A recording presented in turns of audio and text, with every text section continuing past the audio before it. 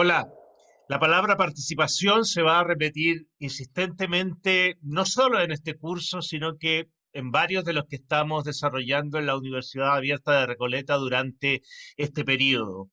Y eso no es extraño ni es azaroso, porque si hay algo que queremos motivar, por cierto, desde estas aulas virtuales, es la participación de ustedes, de la ciudadanía en general, en todos estos cambios, ¿no?, que están operando en nuestra sociedad.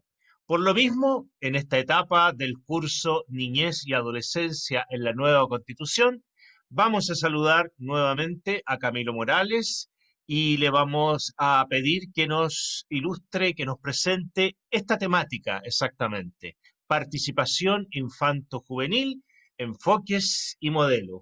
Un gusto de saludarte, Camilo, y quedas con la palabra. Hola Cristian, muy contento de volver a encontrarnos y de poder tener esta segunda sesión sobre este interesante tema de la participación en la niñez y la adolescencia. Muy bien, Camilo, como siempre, un agrado recibirte para que nos ilustres, nos des esta primera visión de esta etapa del curso respecto a la temática que abordamos. Escuchamos entonces tu presentación: participación infanto-juvenil, enfoques y modelos. Perfecto. Em, Bien, muy contento de que comencemos esta segunda clase. Es un gusto volver a encontrarnos, donde el día de hoy abordaremos el tema de la participación en niños, niñas y adolescentes. Y para comenzar, señalar, ¿no?, que la participación cumple un rol fundamental en la vida democrática y justamente el proceso constituyente será una posibilidad inédita para promover la participación de la ciudadanía y particularmente la participación de la niñez y la adolescencia que, como bien comentábamos la semana pasada, ha sido un grupo que tradicionalmente ha sido más bien excluido de este tipo de proceso. Para poder abordar esta temática, trabajaremos el día de hoy sobre 4 puntos, ¿ya? En primer lugar, hablaremos sobre la definición del concepto de participación. En segundo lugar, veremos la participación como en tanto derecho reconocido por la Convención sobre los Derechos del Niño. Un tercer punto será la importancia y los beneficios de la participación en la niñez y la adolescencia. Y finalmente, discutiremos sobre los principales estándares para garantizar una participación que pueda entenderse como democrática, ética y efectiva.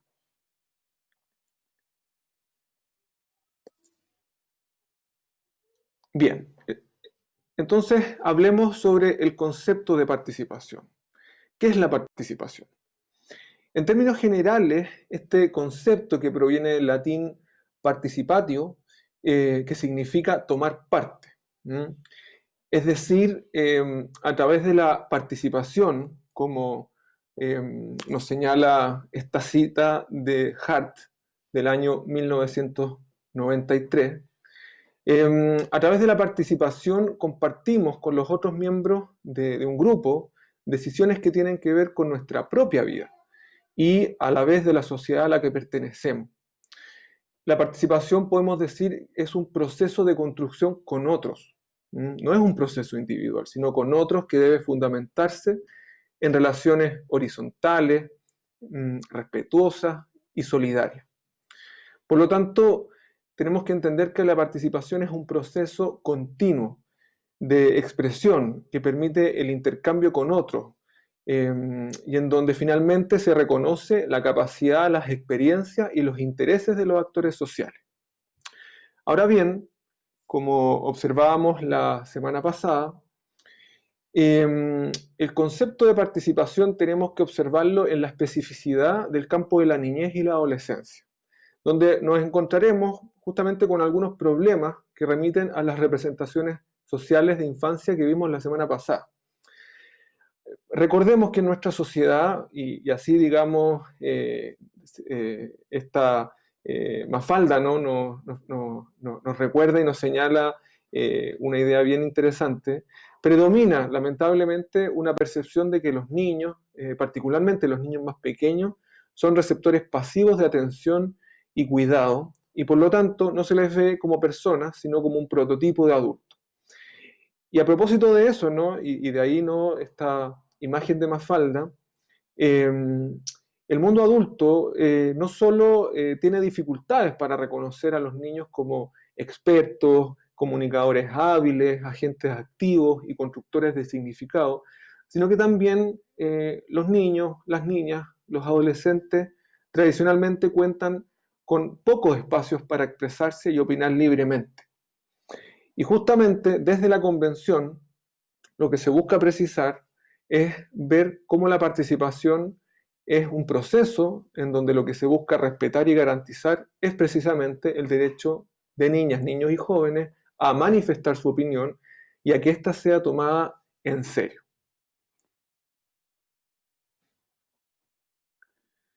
Para avanzar en esta definición de participación, el Instituto Interamericano del Niño de la OEA nos propone 4 dimensiones o componentes de la participación: expresión, información, opinión y libre asociación. Esos son los 4 componentes. El primer componente, expresión, se refiere al derecho de los niños a expresar libremente sus opiniones. Implica, por lo tanto, el respeto de las distintas formas de expresión y la aceptación de su lenguaje. Y esto es muy bonito porque no es solamente el lenguaje verbal, sino también el lenguaje no verbal. Y por lo tanto, la expresión es una cuestión que debe ser considerada en las distintas fases del desarrollo de un niño. No está limitado, ¿no?, a aquellos que tienen la posibilidad de expresarse verbalmente. En segundo lugar, un segundo componente es la información, es decir, la libertad de buscar, recibir, difundir informaciones de todo tipo. Y en ese sentido, los adultos estamos obligados a proporcionar las informaciones respecto a determinados temas de forma respetuosa a los niños, tomando en cuenta sus capacidades. Ahora bien, no solo se trata de decirle o contarle a los niños, sino de favorecer procesos donde ellas y ellos también se puedan apropiar de la información, la comprendan y la utilicen para formarse sus propias opiniones. En tercer lugar, el componente de la opinión, que tiene que ver con los contenidos de lo que se expresa, aquello de lo que los niños se pronuncian en relación a cuestiones que les conciernen. Y esto es lo que permite abrir espacios de interlocución, no solamente entre los niños, sino también a nivel intergeneracional. Escuchar, en ese sentido, implica una actitud de apertura del interlocutor, un compromiso y una disposición a aceptar y reconocer los intereses y las diferentes modalidades con que el otro se expresa. Y finalmente, el componente de la libre asociación, que es un aspecto central del desarrollo humano.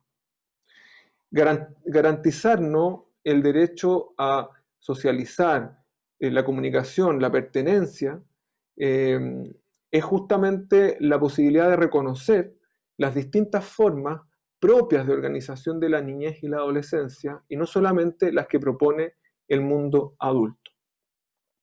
Esos serían entonces los 4 componentes o dimensiones de la participación. Avancemos un poco más. Hablemos entonces ahora del derecho a la participación, que está contenido principalmente en el artículo 12 de la Convención sobre los Derechos del Niño.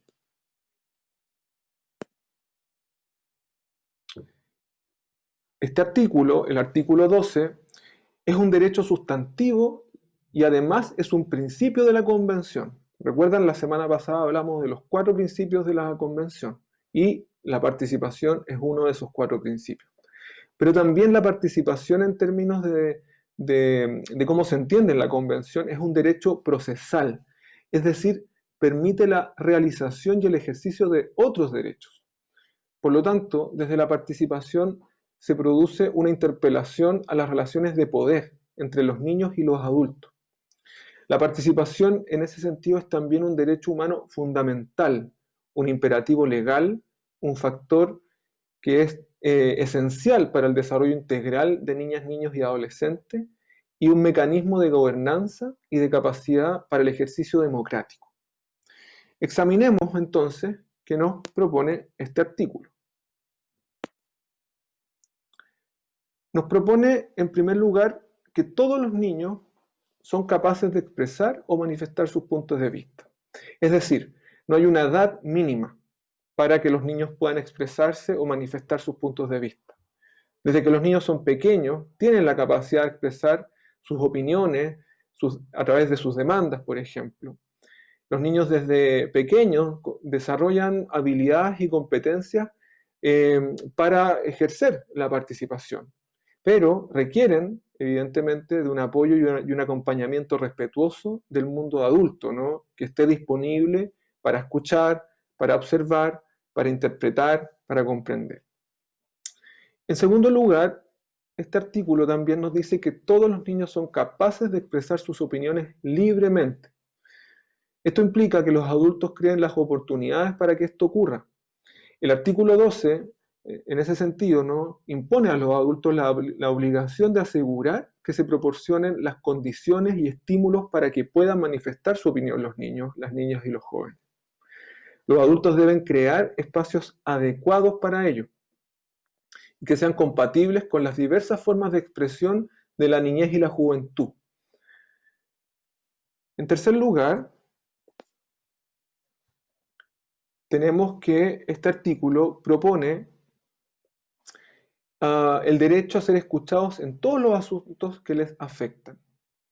Y esto es muy relevante porque significa que en la familia, en la escuela, en la comunidad local, en las políticas públicas, es muy importante considerar cómo esos ámbitos, ¿no?, afectan la vida de los niños, pero además la importancia de generar mecanismos, instancias en donde se considere la opinión de los niños, por ejemplo, en el diseño de una política pública de carácter local o, por qué no, de carácter nacional.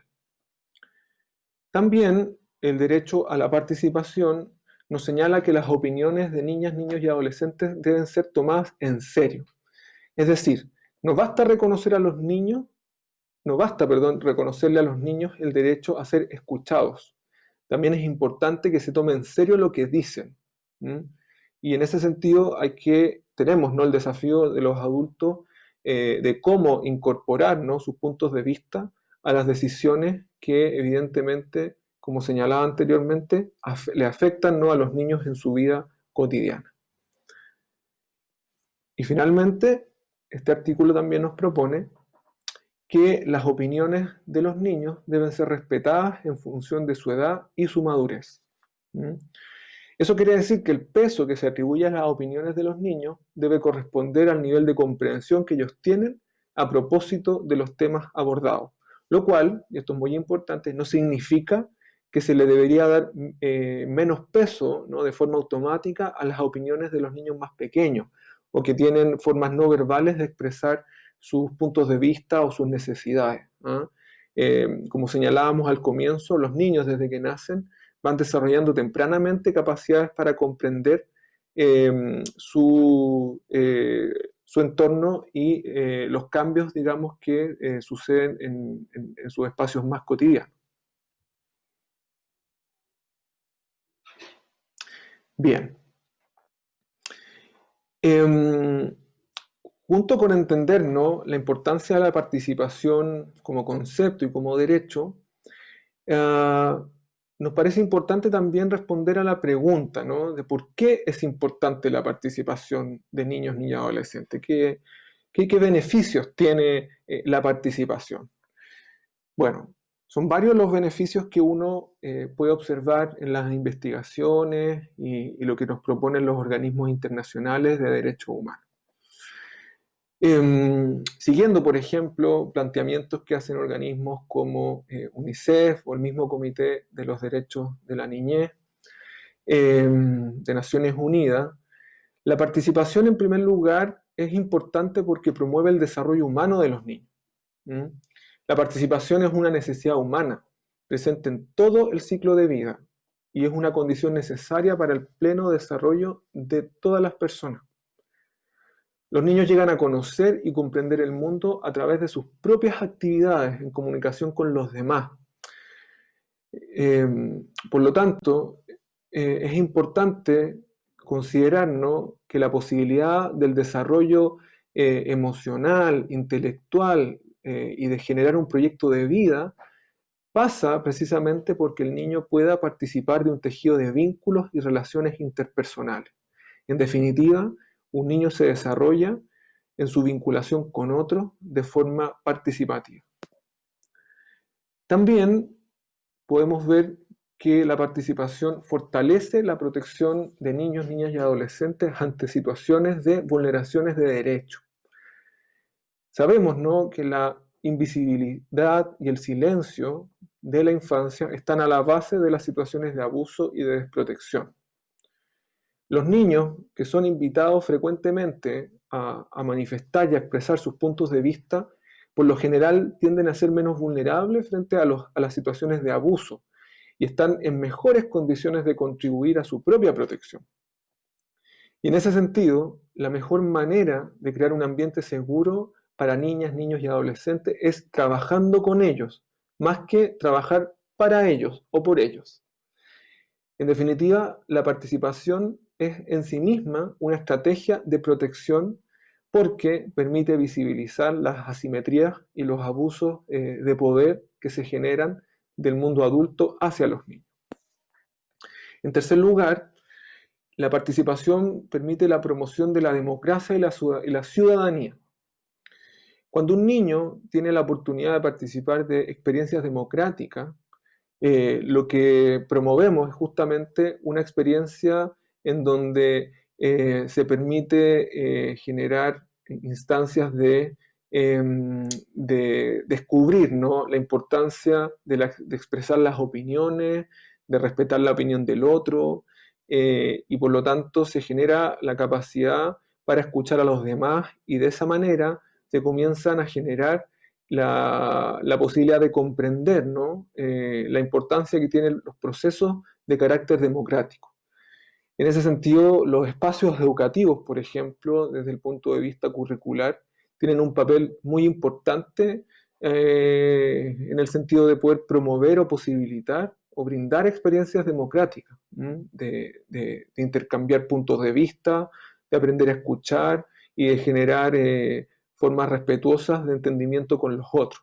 Pero también es muy importante que este ejercicio de experiencias democráticas esté inserto, ¿no?, en la vida cotidiana de los espacios en los que niñas, niños y adolescentes circulan y participan.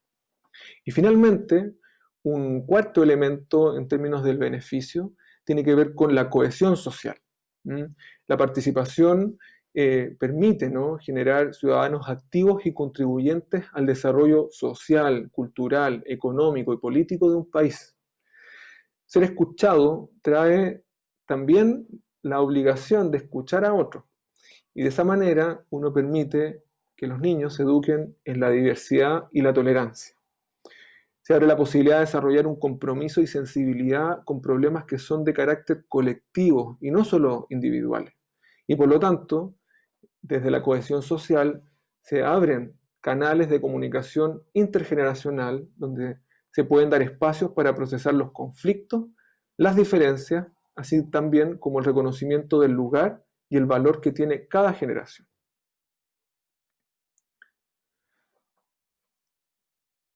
Bien, teniendo claro, ¿no?, los beneficios que tiene la participación y que estos son de alguna forma bastante elocuentes, es importante también preguntarnos, ¿cuándo podemos hablar de procesos participativos éticos, efectivos, incidentes y que garanticen el cumplimiento de los derechos de la niñez?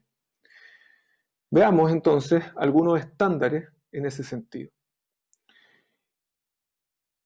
Proponemos 5 estándares. En primer lugar, un proceso es participativo, ¿no?, cuando es un proceso transparente y responsable, es decir, se cuenta con información clara, precisa, con un objetivo claro, con roles definidos y una meta compartida.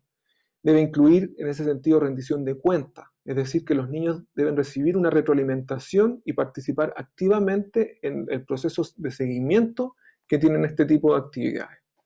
En segundo lugar, cuando la participación es voluntaria. Los niños deben tener la capacidad de decidir si quieren participar o no. Es importante recalcar, la participación es un derecho, no una obligación. Y en ese sentido, en la medida que los niños sean capaces de confirmar, por ejemplo, a través de un consentimiento informado, ¿no? Estamos de alguna manera haciendo que la participación sea voluntaria.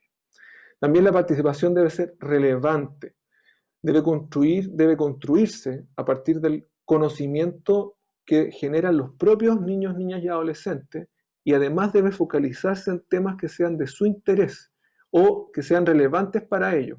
Por ejemplo, el tema medioambiental. Es importante, ¿no?, abordar temas que sean relevantes para sus propias experiencias cotidianas. En cuarto lugar, la participación que cumpla estándares democráticos tiene que ser inclusiva. Es decir, debe brindar oportunidades para que los niños, las niñas y los adolescentes en situación de mayor vulnerabilidad también puedan participar, y en ese sentido busca desafiar los patrones existentes de discriminación que están muchas veces muy naturalizados. Y en ese sentido también no pueden haber criterios de discriminación, sino más bien que los procesos participativos deben responder a las expectativas de diferentes grupos.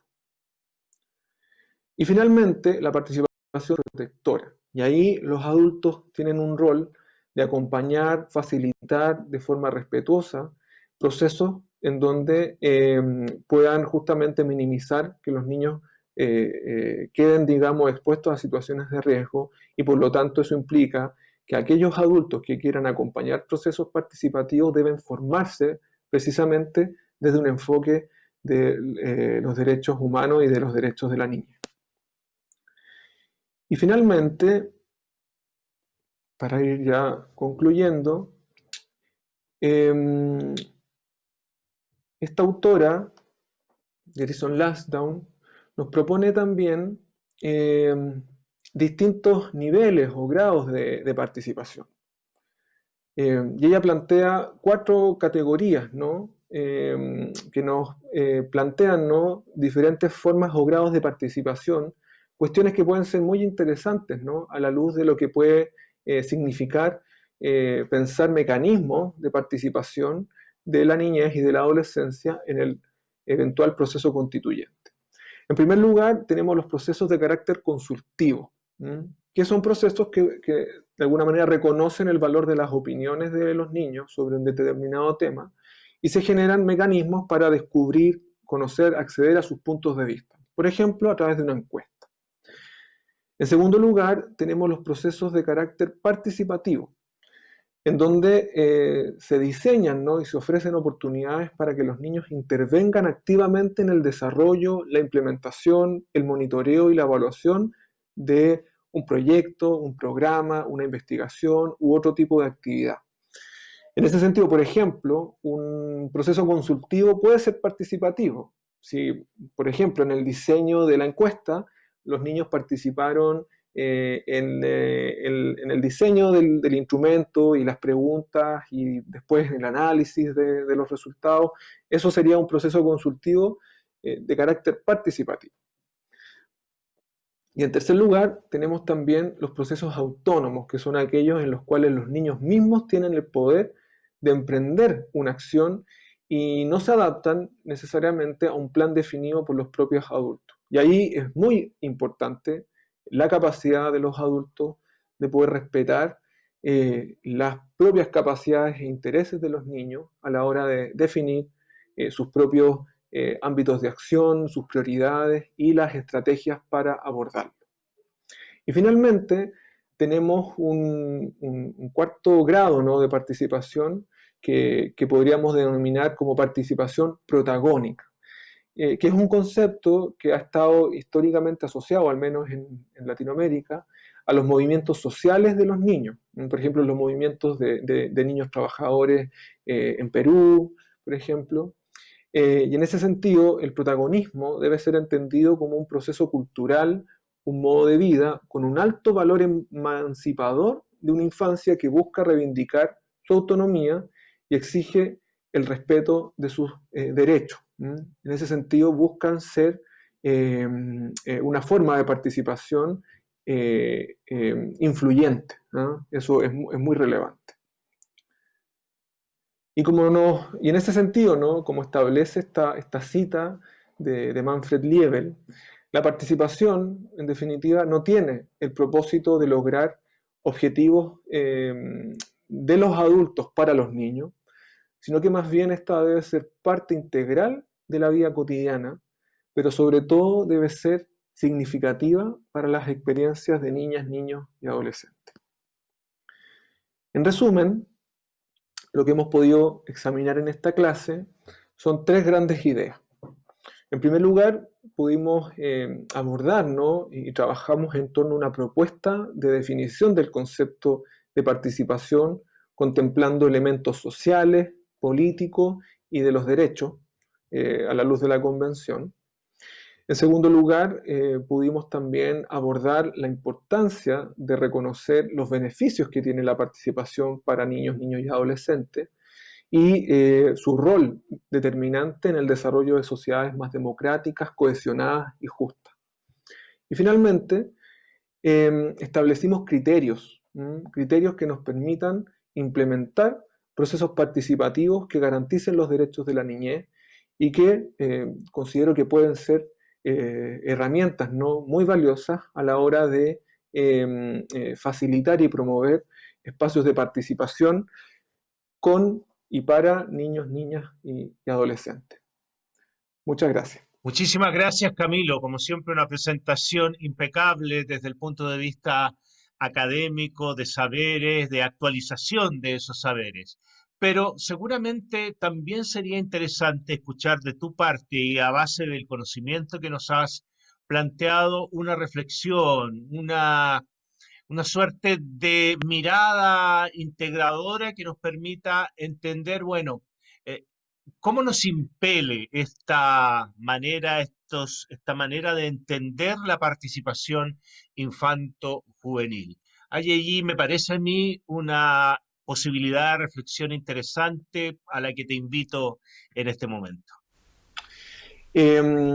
Sí, yo creo que la principal invitación corre por dos líneas. La primera, creo que quienes trabajamos en niñez, quienes nos vinculamos cotidianamente en trabajo, en intervenciones con niños y jóvenes, tenemos el desafío de poder observar y reconocer los modos, las formas de organización, los intereses que tiene el mundo de la niñez y la adolescencia y desde ese punto de vista tenemos el desafío de ser facilitadores, ¿no? de procesos que muchas veces por las situaciones asimétricas en las que se encuentran los niños, las niñas y los adolescentes tienen menos oportunidades para poder desarrollar justamente ese tipo de proyectos. Y en segundo lugar, también, ¿no? el desafío que podemos desarrollar desde el mundo académico, desde el mundo de la sociedad civil, desde ya a ir pensando, ¿no? en mecanismos que a la luz del proceso constituyente puedan facilitar, ¿no? el reconocimiento de los puntos de vista, de las opiniones, de los deseos y de los sueños que tiene la niñez y la juventud en torno a la construcción de una nueva carta fundamental que de alguna manera lo que define ese documento, ¿no? es el modo en cómo queremos vivir como sociedad y en ese marco la niñez y la juventud no puede quedar excluida. Tenemos ahí una oportunidad inédita de incorporarlo en ese proceso desde el comienzo. Muchísimas gracias, Camilo. Como siempre, un agrado recibirte y recibir tus conocimientos a través de tu videoclase. Nos encontramos en una próxima oportunidad. Cuídate, que estés muy bien. Muchas gracias, Cristian. Un gran saludo.